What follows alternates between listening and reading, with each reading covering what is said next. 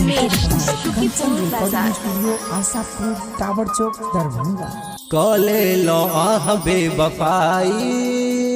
के कहते परदेसी बाबू ये के कहते परदेसी बाबू ये दाके दर्द दिलवा में हमरा मिलल कौन खुशी ये अबते ड्यूटी से ये जान के औते दौड़ी के आगू ये के कहते परदेसी बाबू ये कले लो बेवफाई के कहते परदेसी बाबू ये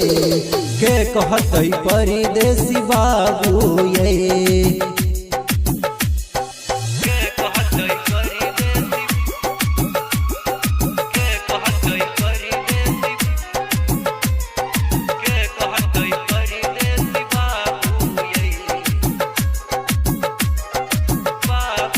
म्यूजिक बाय डीजे उमेश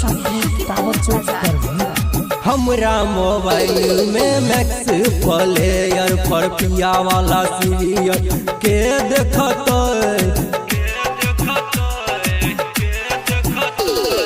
हमरा मोबाइल में मैक्स प्लेयर पर पिया वाला सीरियल के देखत के हमरा से झगड़ा ये जान छाती से के सटत समझू हमर प्यारे आवो के कहते परदेसी बाबू ये के कहते परदेसी बाबू ये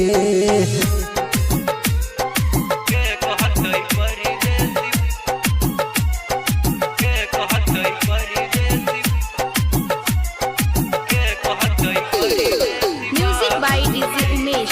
शुकीपुर बाजार